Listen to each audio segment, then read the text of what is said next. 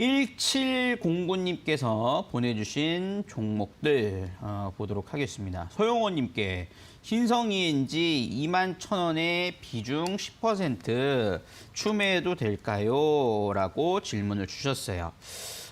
신성ENG 같은 경우 추매에 대한 목표를 한번 좀 질문을 해주셨는데 사실 신성ENG 같은 경우에는 2020년도에 굉장히 강하게 상승을 했다가 거의 1년 넘게를 하락하는 모습들이 나타나줬죠.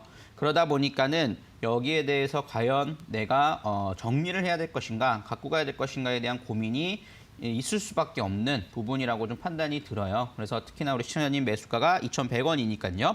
근데 이 신재생 관련된 섹터의 흐름들이기도 하고 사실 실적은 그렇게 뒷받침이 되는 종목은 아닙니다. 그렇기 때문에 저는 만약에 추가 매수를 하신다 하더라도 4분기 실적, 결산 실적에 대한 부분들을 확인하고 보자라고 말씀을 좀 드릴 수가 있겠어요.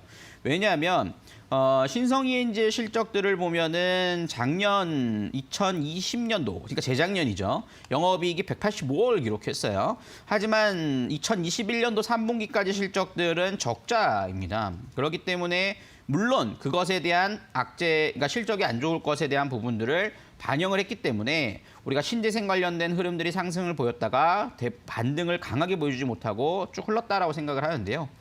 어쨌든 아직까지 결산 실적, 즉 2021년도에 마감 실적이 공개되지 않았기 때문에 한 번 더 충격은 나올 수 있다라고 판단이 들어요. 그래서 지금 자리에서 추매를 하시는 건 의미가 없다라고 판단이 되고요.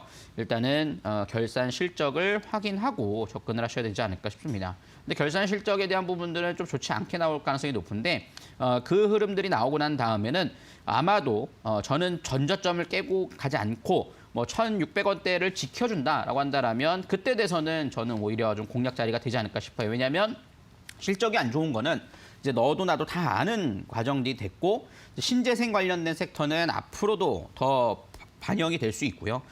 그거에 대한 부분들의 모멘텀을 보기에는 가격적인 부담은 없는 자리입니다. 그렇기 때문에 일단은 우선돼야 될 것은 결산 실적이 나오는 것을 먼저 확인하고 분할 매수를 하자.